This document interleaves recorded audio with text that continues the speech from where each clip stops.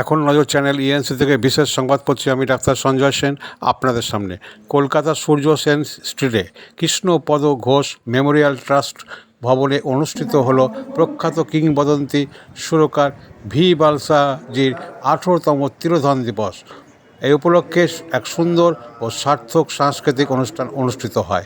এই অনুষ্ঠানে উপস্থিত ছিলেন বিভিন্ন জায়গার ও ভি ভালসারাজির জীবনের সঙ্গে জুড়ে থাকা ও ভি ভালসারাজির অনেক ভক্তবৃন্দ, দিকপাল ব্যক্তিরাও উপস্থিত ছিলেন। সমগ্র অনুষ্ঠানের কর্ণধার হলেন মহেশ গুপ্তা। এ খবর জানান কলকাতা থেকে আমাদের প্রতিনিধি মহন্ত দাশগুপ্ত।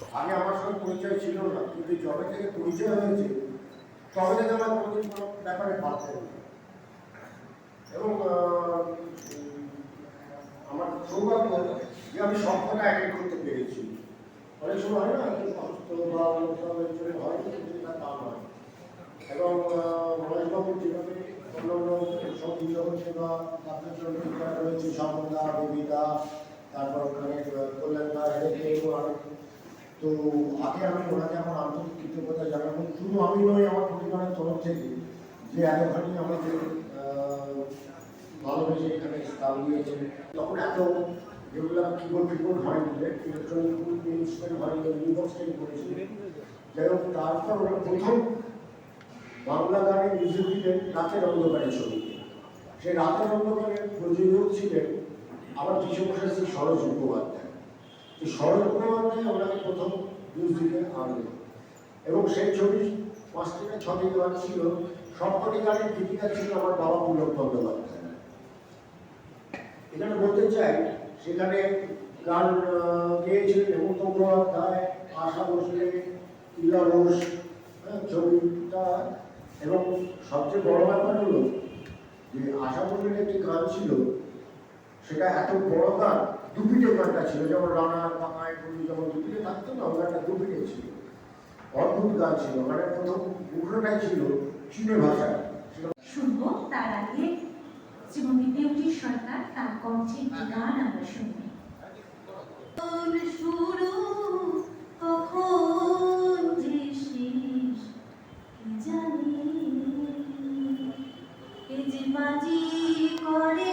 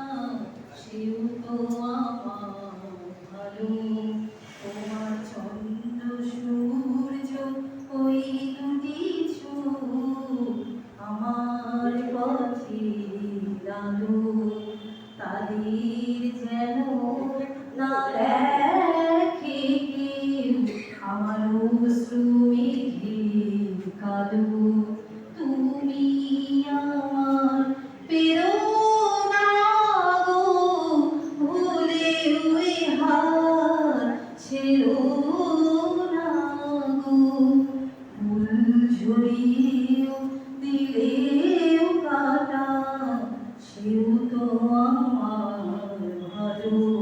তোমার চন্দ্র সূর্য ওই দুটি চোখ আমার পথের আলো, তাদের যেন না দেখে কেউ আমার অশ্রু মেঘে কালো।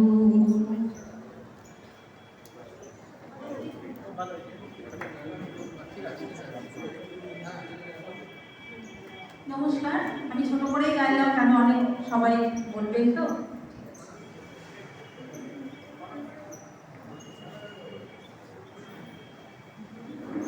অসংখ্য ধন্যবাদ জানাই শ্রীমতী বিউটি সরকারকে। তার প্রতি, তার স্মৃতিচারণার মধ্য দিয়ে তার প্রতি শ্রদ্ধার্ঘ্য নিবেদন করলেন বঙ্গসঙ্গীত সম্মানপ্রাপ্ত আন্তর্জাতিক কিংবদন্তি ক্রীড়াবাদক কবি স্বপন সেন।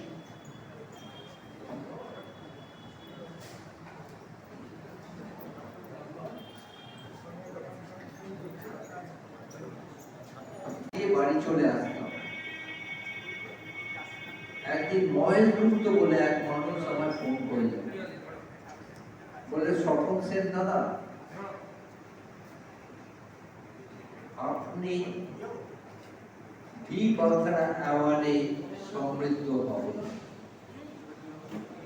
এইটা আমার জীবনে একটা স্পার্ক ঘটে গেল। আমার ছাত্র অভিষেকও এর জন্য সাক্ষী। আমি সেই বছর বালসারা অ্যাওয়ার্ড পেয়েছিলাম। তারপর থেকে মিরাকেল হয়ে গেল। বালসারা এমন একটা কাকতালীয় ঘটনা কিনা আমি জানি না। তারপর থেকে আমাকে 4টে আলমারি তৈরি করতে হলো উত্তরীয় রাখার জন্য। একটা আলমারি ভর্তি উত্তরীয়, তার সেকেন্ড আলমারি উত্তরীয়। সেই জন্য বালসারাটাকে আমি কোনোদিন ভুলতে পারবো না। এবং এত অ্যাওয়ার্ড, ভালোবাসা, মানুষের স্বীকৃতি পেলাম, আমি জানতে পেরেছি জীবনে গুণ ছাড়া কিছু হয় না। কিন্তু গুণের উপর একটু ওপরওয়ালার খেলা চাই, নাহলে 2 2 4.5 হয়ে গেলে মুশকিল। ওই জন্যে বালসারা আমার জীবনে আশীর্বাদ। বালসারা যে বালসারা যে কত বড় মিউজিশিয়ান ছিল, এটা বললে সবাই স্বীকারও করে নেন যে উনি নিশ্চয়ই বড়, কিন্তু আমি একদম পাশ থেকে দেখেছি। আমার জীবনে কয়েকটা জিনিস শিখিয়ে গেছে। সেই জন্য আমি 1 সেকেন্ডে 2খানা গান নোটেশন করে দিতে পারি। Just 1 second. একবার গানটা চলবে, আমি শুনে শুনে শর্টহান কিভাবে করতে হয় এটা মহেশ জানে। সাটা কেন সা, রেটা কেন রে, এটা বালসারাদার দেখে আমার ফর্মুলাটা যদি আমি না পারতাম হতো না। ওটা আমি ঈশ্বরের কাছে কৃতজ্ঞ। ওইটা বালসারাদা বলে দিল। এবং বালসারাদাকে একদিন দেখেছিলাম অগ্রুতত লেনে উনি থাকতেন। 9টার সময় তুই আমার বাড়ি চলে আসবি।